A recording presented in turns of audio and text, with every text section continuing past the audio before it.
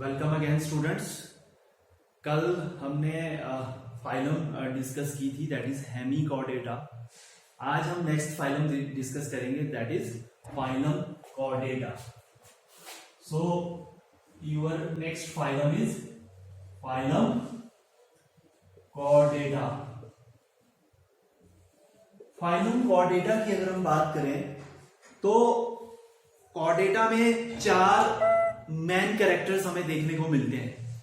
अगर ये चार कैरेक्टर्स किसी भी फाइलम में, किसी भी ऑर्गेनिज्म में प्रेजेंट है, इसका मतलब वो ऑर्गेनिज्म, वो एनिमल जो है वो फाइलम कॉर्डेटा के से बिलोंग करता है, या उन ऑर्गेनिज्म को फाइलम कॉर्डेटा में रखा गया है। ठीक है, चार कैरेक्टर्स कौन कौन से हैं? एक है आपका there is presence of dorsal solid notochord.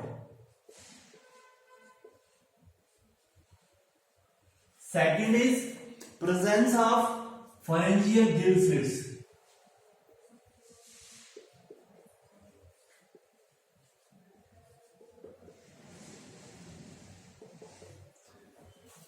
Third is presence of tail. And fourth is presence of dorsal hollow nerve cord. Presence of dorsal hollow nerve cord.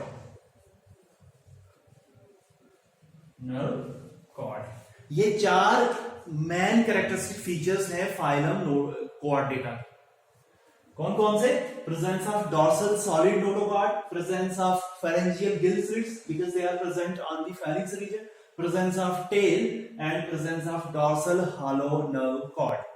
या हम ये कह सकते हैं कि presence of dorsal hollow central nervous system. ठीक है, notochord, gill slits, tail and central nervous system, ये चार कैरेक्टरिस्टिक फीचर्स हैं फाइलम कॉर्डेटा के। Phylum Chordata is further divided into 3 subphylums: urochordata,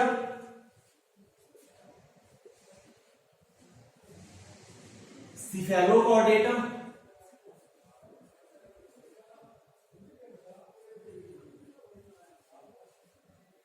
and vertebrata.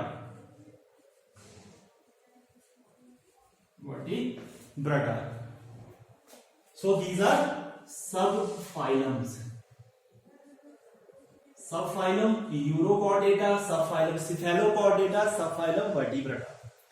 Subphylum Urochordata की बात करें, Chordata means notochord, presence of notochord, uro means tail. So here notochord is present in the tail region and this tail is present only in the larval stages when there an event happens, that is retrogressive metamorphosis। क्योंकि यहां पे क्या होता है कि जो tell है वो लार्वल स्टेजेस में प्रेजेंट होती है। ठीक है, जो नोटोकॉर्ड है वो टेल रीजन पे लार्वल स्टेजेस पे प्रेजेंट होती है। ठीक है, जैसे ही रेट्रोग्रेसिव मेटामॉर्फोसिस होगी इसमें, जैसे ही लार्वल स्टेजेस से एडल्ट की फॉर्मेशन होगी तो notochord we can say tail gets lost. ठीक है, so this is Urochordata. Urochordata में हम एग्जांपल लेते हैं आपके हर्डमैनिया की। हर्डमैनिया बात करते हैं सिफेलोकॉर्डेट की। सिफेलो मींस हेड, हम पढ़ चुके हैं सिफेलाइजेशन मींस हेड फॉर्मेशन। यहां पे जो नोटोकॉर्ड प्रेजेंट होती है that is from head to posterior region, means notochord is present from, notochord जो है वो प्रेजेंट होती है, हम कह सकते हैं एंटीरियर रीजन से लेके पोस्टीरियर रीजन तक, या एंटीरियर साइड से लेके पोस्टीरियर साइड तक थ्रू आउट दी लाइफ यहां पे नोटोकॉर्ड जो है वो प्रेजेंट होती है। ठीक है, through out the life notochord present होती है। ठीक है, urochordata and cephalochordata are together known as protochordates, इनको कहा जाता है protochordates, means primitive chordates, protochordates, ठीक है। और they are also known as neurochordata and cephalochordata. They are known as protochordates. Or another name for these protochordates is acraniata. Acraniata means, acraniata का मतलब होता है यहाँ पे ब्रेन जो है वो एब्सेंट होता है, या हम कह सकते हैं कि here there is no brain box. That's why these two they are known as acraniata. Vertebrata की बात करें तो यहाँ पे जो नोटोकॉर्ड होती है, notochord is replaced by vertebral column. Notochord जो है वो चेंज हो जाती है वर्टिब्रल कॉलम में, ठीक है। और इसको हम Vertebrata is this Vertebrata subphylum is also known as Craniata, means here brain box is present, brain box is present, ठीक है। वर्टिब्रेटा। सिफेलोकॉर्डेटा में हम एग्जांपल ले सकते हैं आपकी एम्फियोक्सिस। सिफेलोकॉर्डेटा में आप एग्जांपल ले सकते हो एम्फियोक्सिस, एम्फियोक्सिस, ठीक है। Phylum or we can say subphylum vertebrata is further divided into two categories, that is Anathostomata and Gnathostomata. So यहां पे हम इसकी क्लासिफिकेशन देखेंगे। Vertebrata is further divided into two categories, or we can say two divisions, that is Anathostomata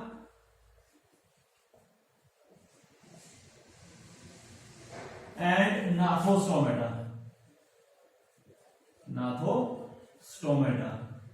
And this classification is based on the presence or absence of jaws. So on the basis of jaws.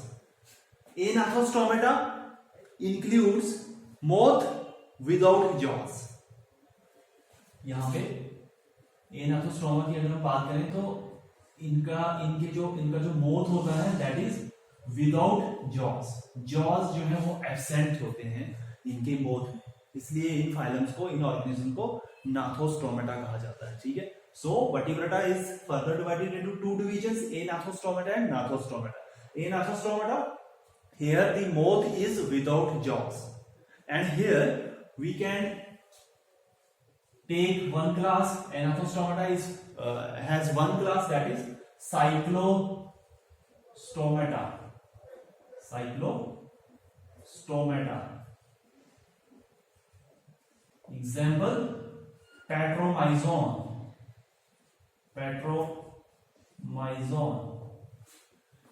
ठीक है। नाथोस्टोमेटा की बात करें, gnathostomata means mouth with jaws, mouth with jaws. यहां पे jaws absent होते हैं, वहां पे जॉज जो है वो प्रेजेंट होते हैं, वहां पे जॉज देखने को मिलते हैं, ठीक है। दिस नाथोस्टोमेटा इज फर्दर सब divided into to super classes, and this classification is based on the locomotive structure, or we can say on the basis of locomotion. So superclass Pisces and superclass Tetrapoda. Superclass Pisces. Pisces includes fishes, ठीक है, and this is on the basis of locomotive structure that they have. So Gnathostomata is further subdivided into two superclasses, superclass Pisces and superclass Tetrapoda. Superclass Pisces की अगर हम बात करें, it includes fishes, ठीक है। यहां पे जो लोकोमोटिव स्ट्रक्चर होता है that is fins.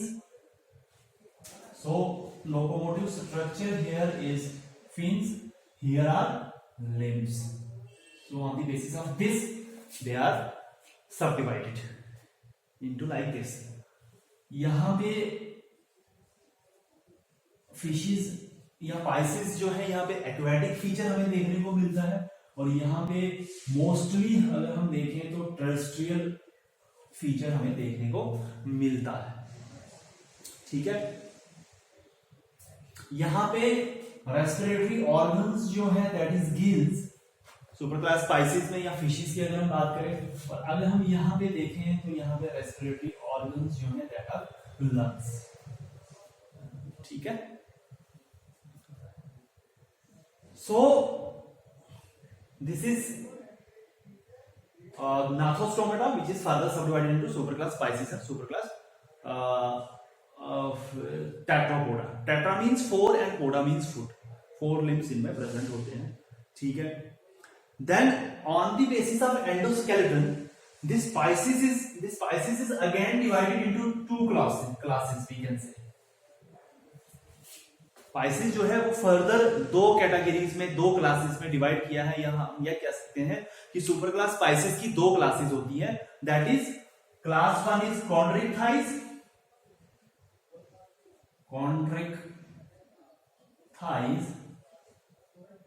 And ऑस्टिक thighs.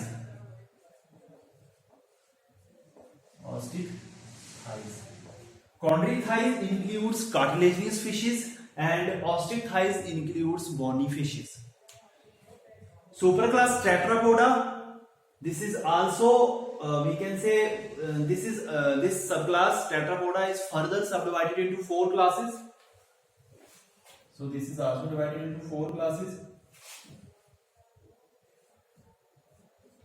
Class 1 is Amphibia, Reptilia, third is Aves, and fourth is Mammalia. So these are classes. ठीक है. So superclass Tetrapoda is further subdivided into 4 classes: Amphibia, Reptilia, Aves, and Mammalia. So this is introductory part about phylum Chordata. Now we will discuss phylum, or we can say phylum Chordata में हमने जो first example Lee, that is your Urochordata. So Urochordata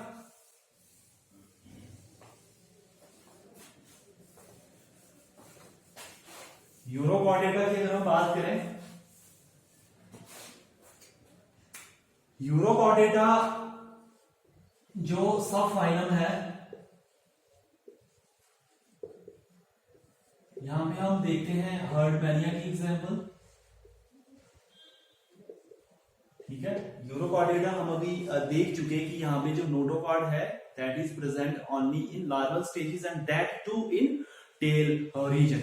during retrogressive metamorphosis the tail is lost. As the tail is lost, the notochord is also lost. ठीक है. So adults do not have notochord in urochordates. In case of herdmania, we can say, because of this metamorphosis, when this larva changes into adult, the adult looks a humpy organism. Looks like very humpy organism. इस तरह का कोई organism होता है herdmania की अगर हम बात करें, roughly हम इसको इस तरह से दिखा सकते हैं. ये इसकी बॉडी है एंड यहाँ पे इस तरह से फुट प्रेजेंट है. This foot is attached to the substratum. ठीक है. This is body part, humpy like organism this is. ठीक है. And here we see there are 2 openings. One is bronchial opening and one is arterial opening. ठीक है. So this is bronchial siphon we can say, and this is arterial siphon.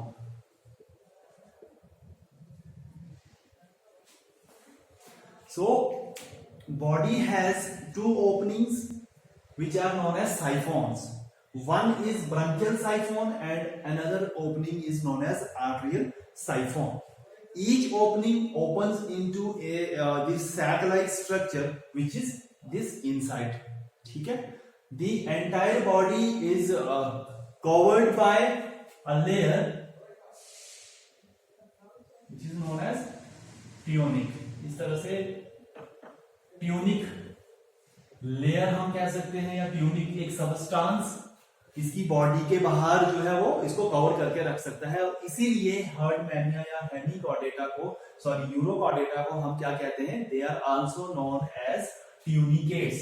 So they are also known as tunicates because of presence of this tunic layer.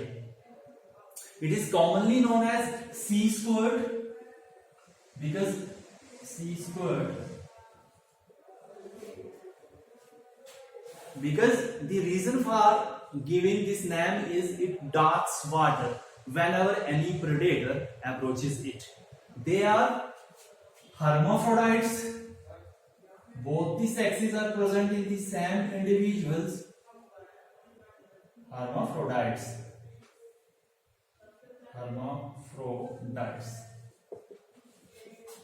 They are hermaphrodites, but they show cross fertilization. They show cross fertilization. Here we see protogynous condition. Cross fertilization, and it is possible because they are protogynous. Protogynous means here the female reproductive organs develops first. ठीक है, और female reproductive organs अगर पहले develop होंगे यहाँ पे तो क्या होगा? मेल रिप्रोडक्टिव ऑर्गन्स और वी कैन से स्पर्म्स जो है वो बाद में फॉर्म होंगे, तो यहाँ पे उसकी वजह से क्रॉस फर्टिलाइजेशन देखने को मिलता है. डेवलपमेंट की बात करें तो इनडायरेक्ट डेवलपमेंट यहाँ पे देखने को मिलती है, एंड यहाँ पे जो लार्वा हमें देखने को मिलता है that is ascidian tadpole larva. Ascurian tadpole larva, and there is indirect development. So this is little about herdmania, or we can say Urochordata. Next we will discuss Cephalochordata. Thank you very much.